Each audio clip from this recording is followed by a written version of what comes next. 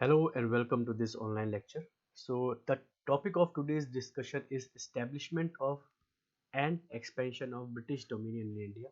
How the Britishers used the administrative policy, not the wars and the battles, but the administrative policy to expand its consolidation. Right. So the period between 1757 to 1857, East India Company pursued a dual approach to expand and solidify the British paramountcy. So this approach involved both military conquest and diplomatic maneuvers.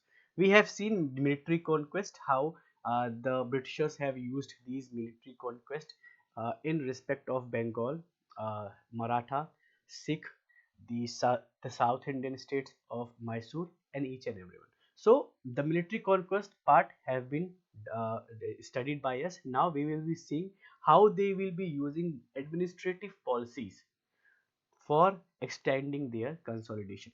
While major Indian powers like Bengal, Mysore, and Marathas, Sikhs were subdued through warfare and cunning tactics. Other regions were brought under the control through using diplomatic agreements and strategies. Right. So, one of the very important figure for implementing this administrative policy at first was the policy of ring fence done started by Warren Hastings, while Wellesley introduced subsidiary alliance, and at the last Dalhousie used doctrine of lapse for expanding their control. These initiatives exemplify how British domination in India was extended through various means beyond military conquest. So this was the sort of the kind of a method used by the Britishers to extend their rule. Now, first of all, discussing about what was the first administrative policy. The first administrative policy was the policy of ring fence. Warren Hastings assumed the role of Governor General after a crucial juncture in British rule, when the adversaries like Marathas, Mysore, and Hyderabad were growing and they were posing a great threat through British Empire or British administration. Thus, he implemented the policy of ring fence. Now, he aimed to establish a buffer zone to safeguard company's frontiers, effectively defending its territories. So please note down some words. That is, first of all, it's defending. Second is buffer zone. Now, in easy language, what is a policy of ring fence? As you can see that what is a ring? Ring is like a circular any metal or anything. Now in a ring you have your territories, right? You have your core territories which you want to secure, these core territories. Outside these core territories, now what you will create, you will create a buffer zone.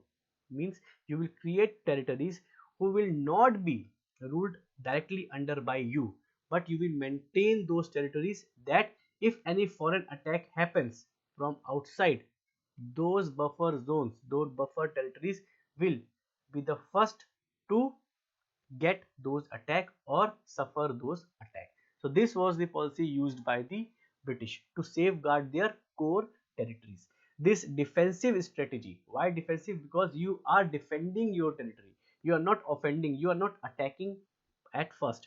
So this defensive strategy was evident in Hastings conflict with Marathas as well as in Mysore region.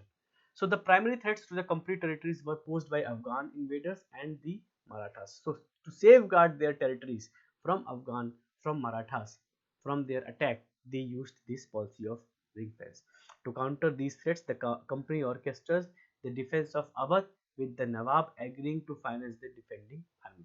So if you remember, by after the battle of Buxar in 1764, the 1765 treaty was signed, where the Awadh was told to maintain some army to safeguard Bengal from any foreign attack of Afghans, and that is why how the Awadh was used as the buffer zone for these core territories of Bengal.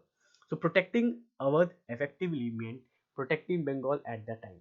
States incorporated into the ring fence system was assured military aid against external aggression, albeit at their own expenses. So the military will be at the station at these ring fenced states, that is the core, that is the buffer states. The military will be stationed by the Britishers, but the expenses will be bear out by the individual buffer zone territories. That is, for example, Awadh in that case.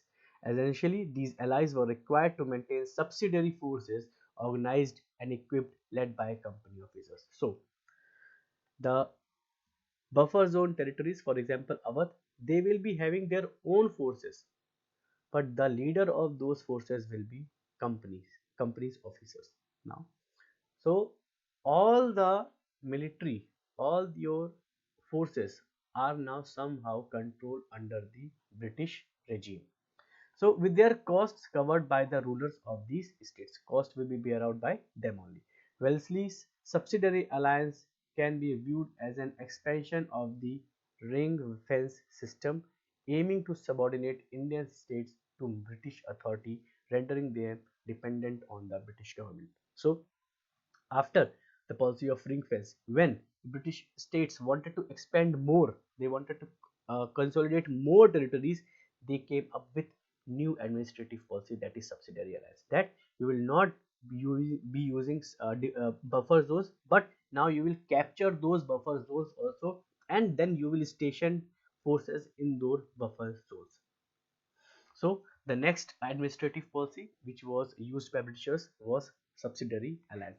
So please remember the chronology also, that first was ring of fence, then we have the subsidiary alliances. Also, this was started by Warren Hastings, and there Lord Wellesley played very important role. Right? So Lord Wellesley, who was the Governor General from 1798 to 1805, this is a time period when multiple things is happening on the frontier of India, on the west coast of India. So he utilized the subsidiary alliance system to expand British influence in India. And under this arrangement, the ruler of the allied Indian state was compelled to host permanent British military presence and pay a subsidy for its keep. So they, if they were going to sign under the subsidiary alliance, they have to make sure that the British military is present on their courts, and they have to pay amount for its upkeep, for its continuation. So additionally, the Indian ruler had to accept British resident in his court and seek approval before employing any Europeans or engaging in war. So the British military will be present at your area. A British resident will be present at your court when your court function will take place. A British officer or a resident will be always stationed there. Thirdly, you cannot employ any other European, for example, French or Dutch or Danish